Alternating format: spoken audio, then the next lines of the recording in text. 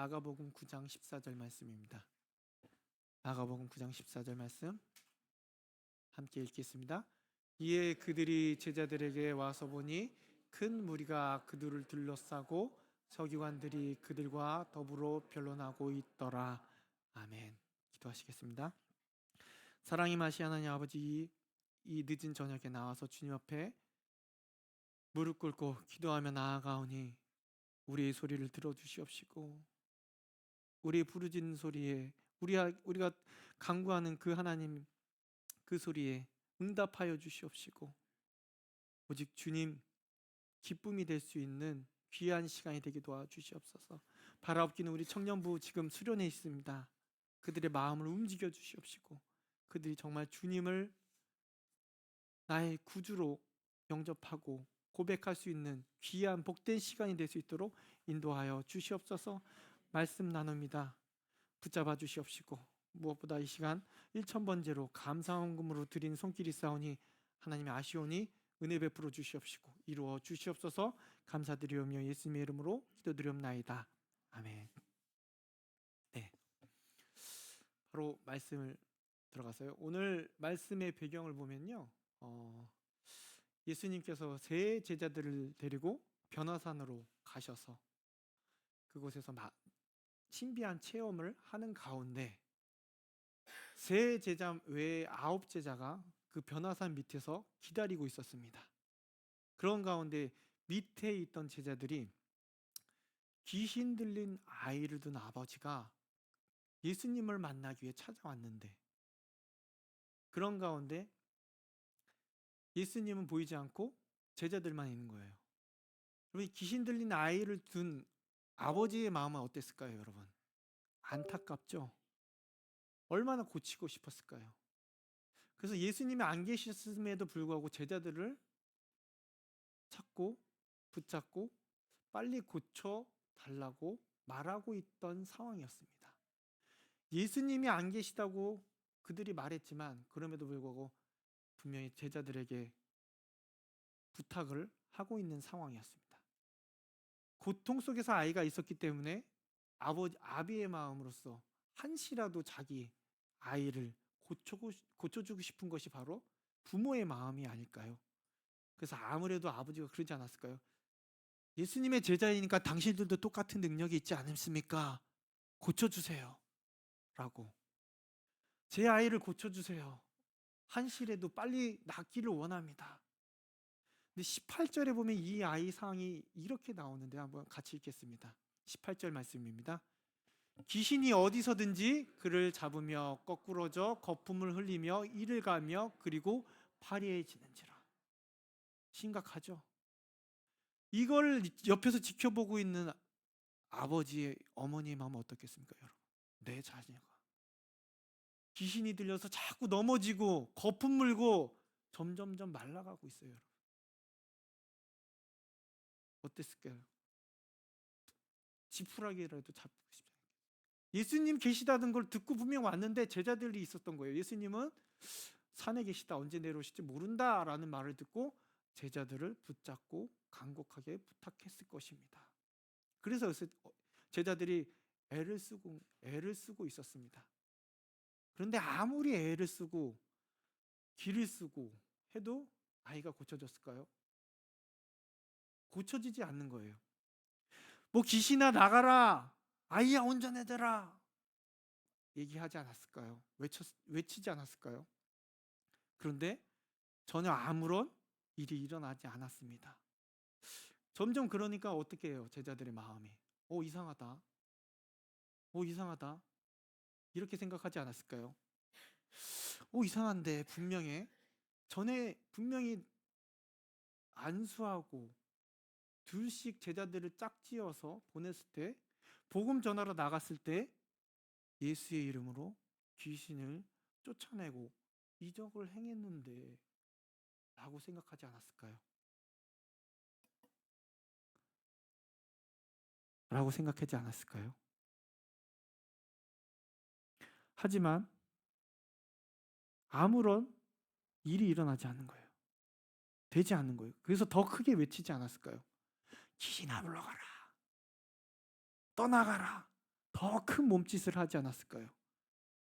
하지만 아무런 일이 일어나지 않으면 어떻게 해요? 당황하죠. 어떡하지? 진짜 안 되면 어떡하지? 이거 어떻게 해야 되나? 안절부절하고 우왕좌왕했었던 것이 그 변화산 밑에 있던 제자들의 모습입니다. 이런 모습 가운데 분명히 이런 모습이 눈에 띄었을 거예요. 왜요? 막 우왕좌왕하고 시끄럽고 그러니까 사람들이 어땠을까요? 몰려들기 시작했을 거예요. 귀신 들린 아이는 더욱 소리를 지르지 않았을까요? 그러니까 사람들이 점점 모이는 거예요. 야, 무슨 일인데 이렇게 사람들이 몰려있지? 무슨 소리가 이렇게 나지?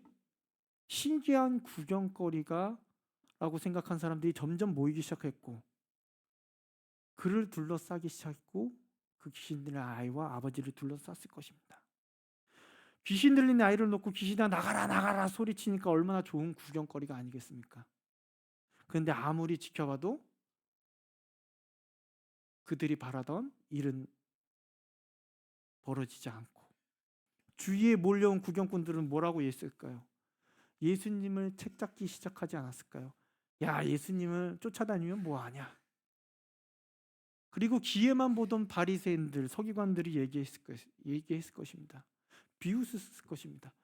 야, 무슨 예수의 능력이 있다고? 이게 뭐야? 예수의 능력은 개뿔. 능력도 없는 것들이 몰려다기만 했네. 이런 비웃음을 사지 않았을까요? 이런 상황 속에서 귀신이 들린 아이를 둔 아버지는 어땠을까요? 분명 기대를 많이 하고 왔을 것입니다. 분명 내가 알기로는, 소문이 듣기로는 예수님을 만나면 많은 사람들이 고침을 받고 낫고, 그래서 그 희망과 소망까지 왔는데 이런 상황에 완전히 실망하다 못해 절망하지 않았을까요? 분명히 소문에 의해서는 깨끗함을 받았다는데, 나음을 받았다는데, 걸었다는데, 귀신도 쫓아냈다는데, 치유함을 받았다고 했는데 지금 너무나도 큰 실망만 받고 있었을 것입니다. 결국 제자들은 이 일을 해결하지 못하고 말았습니다. 이 문제를 통해 왜 제자들이 이 일을 해결하지 못했는지에 대해 우리 이 시간 깊이 함께 이해하고 그 문제를 찾아봤으면 좋겠습니다. 그리고 우리 삶으로 비교함으로 우리에게 어떠한 말씀을 주고 계시는지 함께 깨닫는 시간 되길 원합니다. 제자들이 실패한 가운데 예수님께서 산 아래 마침 내려오십니다. 그리고 지금 벌어진 상황 가운데 그것을 보시고 제자들에게 묻습니다. 그런데 그러한 가운데 예수님께로 달려오는 사람이 있었는데 바로 귀신 들린 아이의 아버지였습니다. 18절 다시 한번 읽어보겠습니다.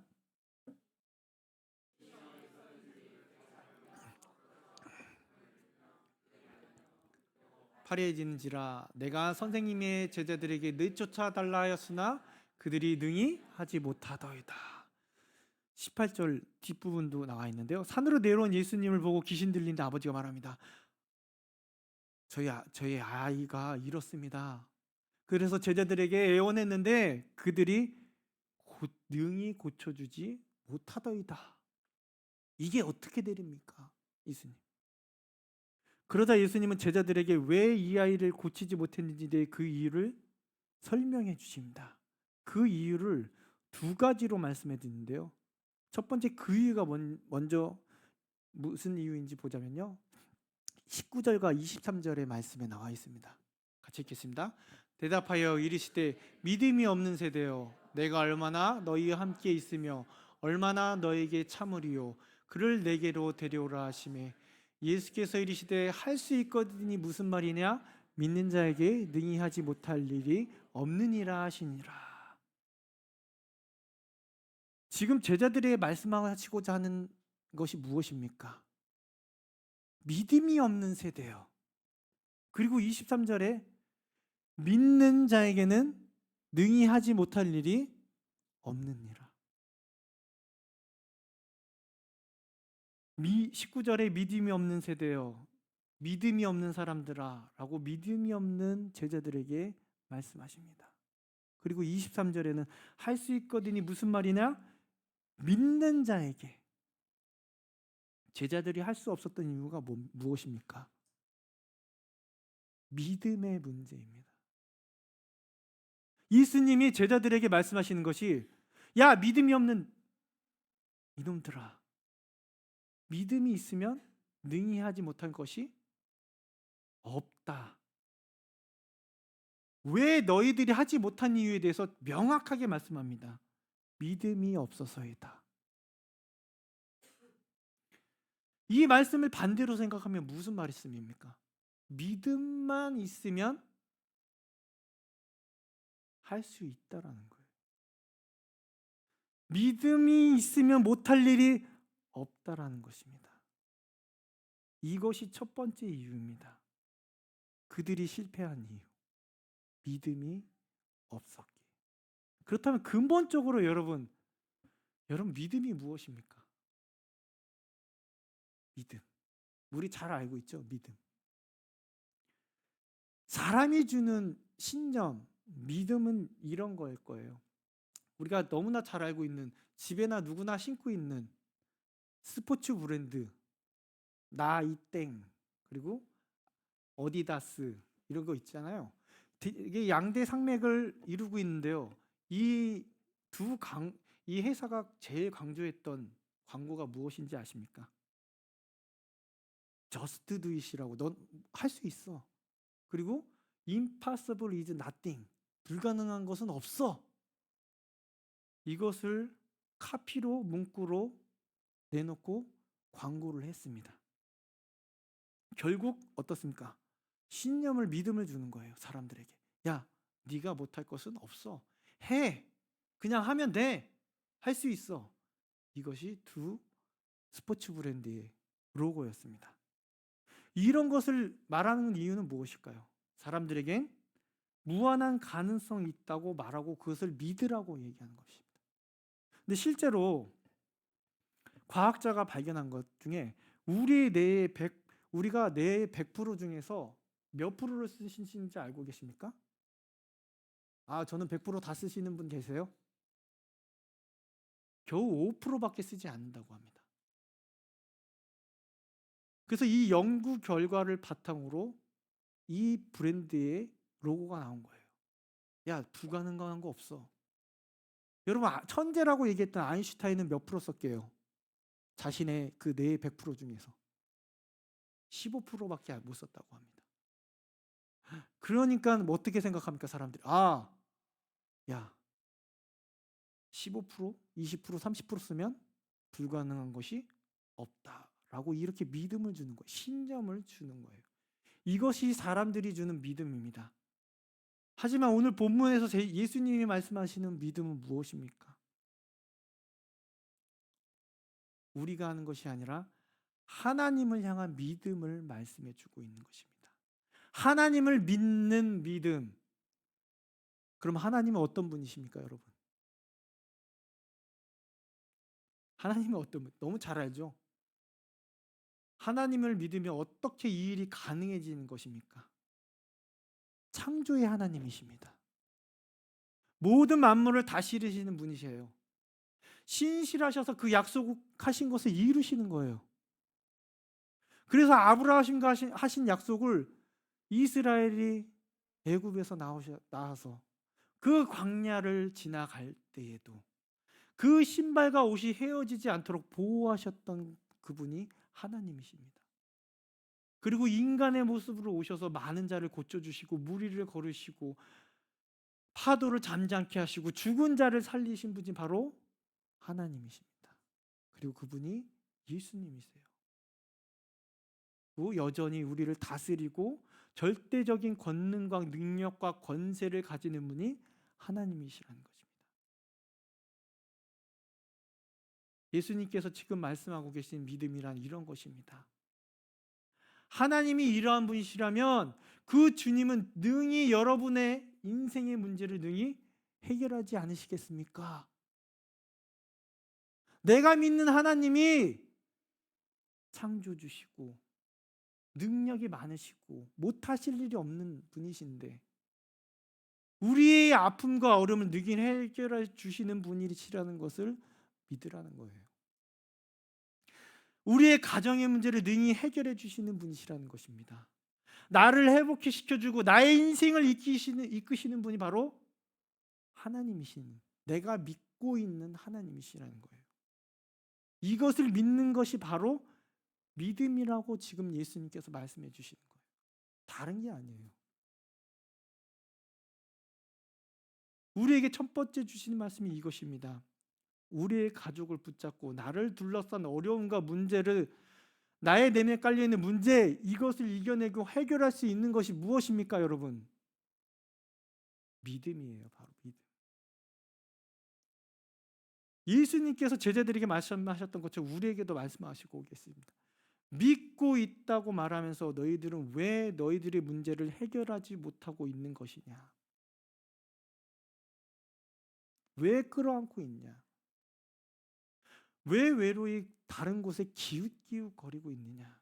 믿음이 있다고 하면서, 너희들이 믿음이, 내가 믿음을 알고 있다고 하면서 그 문제들을 주님 앞에 내려놓는 자가 없느냐? 그런 우리를 바라보면서 주님이 우리에게 말씀하십니다. 19절 말씀입니다. 대답하여 믿음이 없는 세대여, 내가 얼마나 너희와 함께 있으며 얼마나 너희에게 참으리요. 그를 내게로 데려오라. 믿음이 없는 자들아, 누구누구야, 내가 얼마나 참아야 하느냐고 탄식하십니다.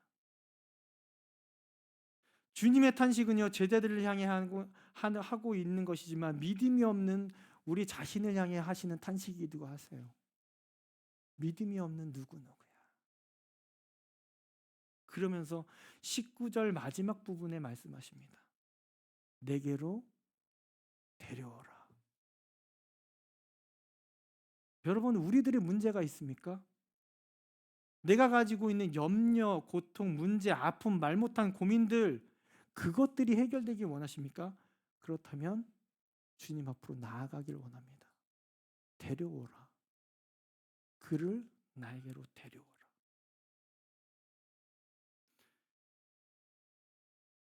이 믿음을 가지고 그 문제를 주님 앞에 가져갈 때 나의 문제가, 아픔이, 고통이 해결되어지고 풀려지는 은혜가 우리 가운데 경험되길 원합니다. 바로 이 믿음이 중요하다는 거예요. 우리 신앙생활에 믿음이 없으면 무엇이 남겠습니까, 여러분? 믿음이 전부라는 거예요. 우리가 하나님을 가까이 하기 위해 필요한 것이 무엇입니까, 여러분? 믿음이에요. 이 믿음이 있어야 됩니다.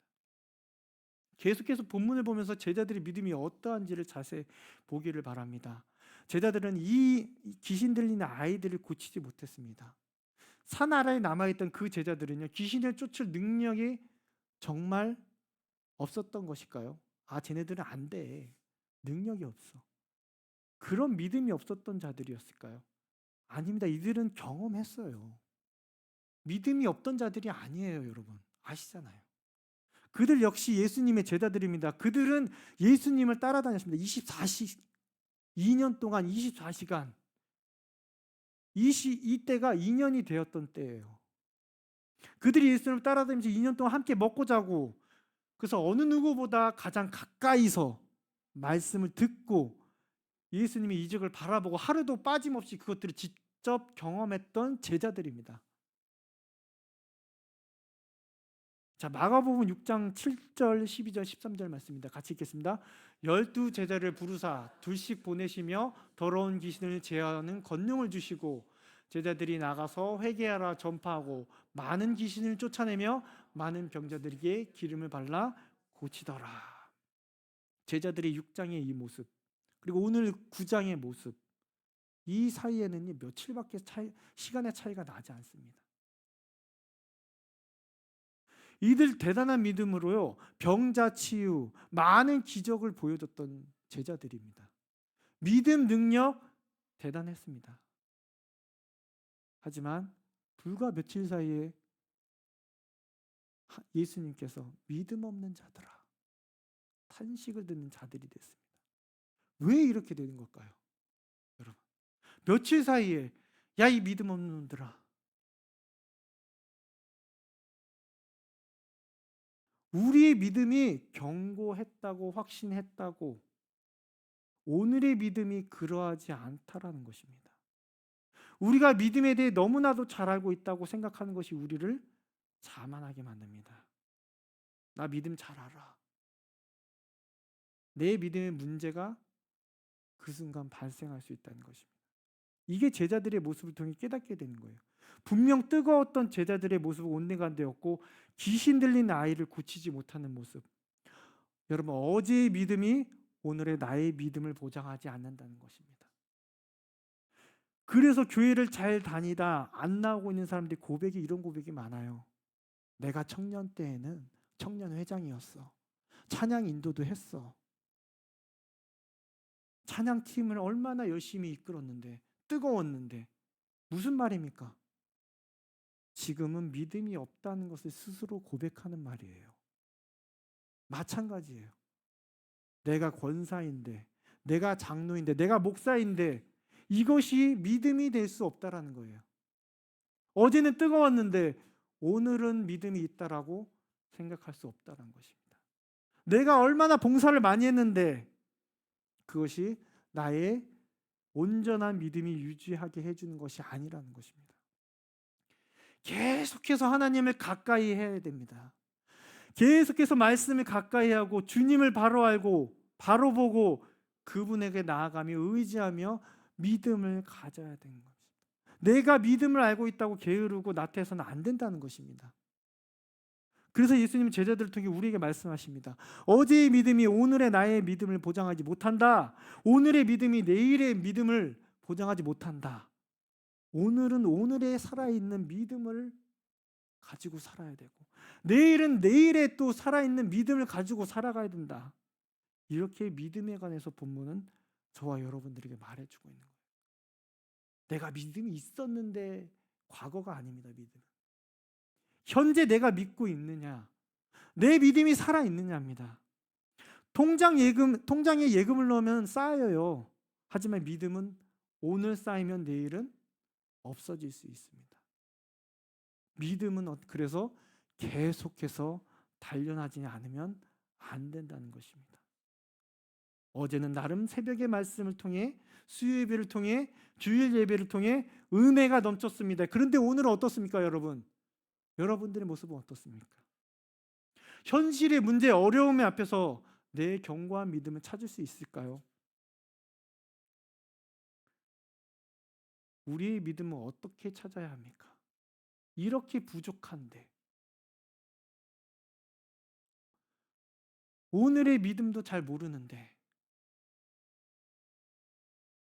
주님의 은혜를 포기해야 될까요? 이런 상황에서는 믿음 생활할 수 없나요?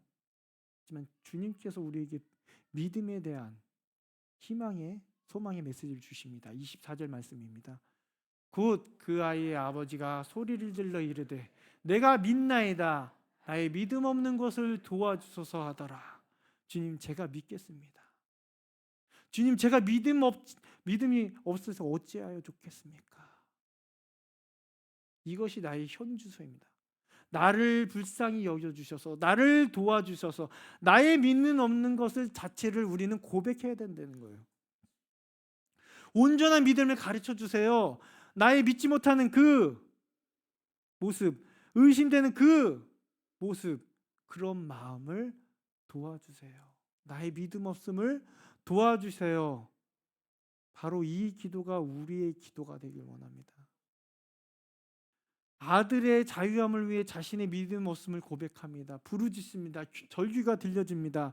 이것이 우리에게 필요합니다. 이처럼 우리의 절규가 필요하지 않습니까? 내 믿음의 현주소를 보고 내 마음의 절규를 외쳐야 하지 않겠습니까? 내 믿음대로 하시는 것이 능히 있으신가요? 말씀 앞에서 우리를 볼 때 어떻습니까? 지금 앞에 있는 문제, 가정의 문제, 직장의 문제, 지켜낼 수도 이겨낼 수도 없습니다. 하나님을 가까이 하기에 부족하지 않으십니까, 여러분? 우리에게 절규가 필요하지 않습니까? 부르짐이 필요하지 않습니까? 우리도 부르짖기를 원합니다. 나의 부족함을 용서하여 주시옵소서. 나의 믿음 없음을 도와주시옵소서. 이와 같은 기도가 저와 여러분들의 기도 되길 원합니다. 마지막으로 28절 말씀인데요. 두 번째 문제입니다. 같이 읽겠습니다. 이르시되 기도 외에는 다른 것으로는 이런 종류가 나갈 수 없느니라 하시니라. 예수님께서요, 제자들에게 일들이 다 해결되고 나서 묻습니다. 이에 대해서 예수님께서 대답하시는 것이 29절 말씀입니다. 뭐라고 말씀하십니까? 기도하지 않았기 때문이다. 답은 딱 하나예요. 왜 우리는 못했어요? 그러니까 예수님께서 너희는 기도가 부족했기 때문이다. 마태복음에서는 뭐라고 말씀하시는지 아십니까? 믿음이 적기 때문이다. 여러분, 기도가 부족한 거, 믿음이 적다라는 거, 결국 같은 말이라는 것을 우리에게 말씀해 주는 거예요. 다시 말해 기도와 믿음은 같이 간다는 것을 우리들에게 말씀해 주고 있습니다. 기도가 부족하면 믿음이 부족하지 않으십니까? 믿음이 흔들리면 기도가 흔들리지 않으셨습니까? 기도가 사라지면 우리 믿음이 사라지지 않으셨습니까? 오늘 본문의 제자들이 기도를 놓칠 때 하나님의 자녀임에도 하나님의 능력을 놓치게 될 수밖에 없다는 것을 우리들에게 말씀해 주고 있는 것입니다. 반대로 생각해 보면요, 기도가 있다면 우리에게 능히 못할 것이 없다라고 말씀해 주십니다. 기도가 있다면 믿음이 바로 서고 견고해집니다. 그리고 현실 앞에 담대해지게 된다는 것입니다. 여러분, 이런 말씀 들어보신 적 있죠? 내가 기도하게 되면 세상이 나를 두려워하게 되고 내가 기도하지 않으면 내가 세상을 두려워한다. 여러분, 제자들을 통해 우리의 모습을 보게 됩니다. 하나님의 자녀라면서 권세를 받고 우리에게 능력과 권능을 주십니다. 그런데 그것들을 상실하고 사는 이유, 기도하지 않기 때문입니다. 그러하게 우리는 기도해야 합니다. 그런데 왜 기도하지 않는 걸까요? 바빠서, 시간이 없으셔서요. 정말 다 핑계 아닐까요? 정말 바빠서요. 내 오락과 내 취미를 위해, 내가 먹는 맛난 것을 드시기 위해서 얼마나 애를 쓰십니까? 시간이 없어 기도하지 못하십니까? 우리가 시간이 없다, 바쁘다, 이것은 바로 사단의 전략 아닐까요? 바쁘다는 핑계로 기도할 수 없게 하기 위한 사단의 계략입니다. 여러분, 기도가 부족하기 때문에 능력이 나가지 않는 것입니다. 하지만 기도하면 이렇게 된다는 것을 예수님께서 말씀하신대요. 요한복음 14장 14절. 내 이름으로 무엇이든지 내가 구하면 내가 행하리라. 예수님께서 분명히 말씀해 주셨어요. 내 이름으로 무엇이든지 기도하면, 구하면 내가 행하리라. 기도의 자리로 나아가길 원합니다. 어려운 문제, 내 아픔, 슬픔 돌파하는 방법 다른 게 아니고요, 기도의 무릎입니다. 기도의 자리로 나아가길 원합니다. 믿음의 능력을 가지는 것, 나의 믿음을 회복시키는 것이 바로 기도의 자리입니다. 그래서 기도의 능력을 아는 시편 기자의 고백이 이렇습니다. 시편 116편 1절 2절 말씀입니다. 같이 읽겠습니다. 여호와께서 내 음성과 내 간구를 들으심으로 내가 그를 사랑하는도다. 그의 길을 내게 기울이셨으므로 내가 평생에 기도하리로다. 여러분, 우리가 기도하면요, 들으십니다. 내 간구를 들으시고 내가 그를 사랑하게 되는 거죠. 그리고 내가 평생 기도하리로다. 이 시편 기자의 고백이 저와 여러분들의 고백의 삶이 되길 원합니다. 우리가 말씀을 생각하시면서 함께 찬양하길 원합니다.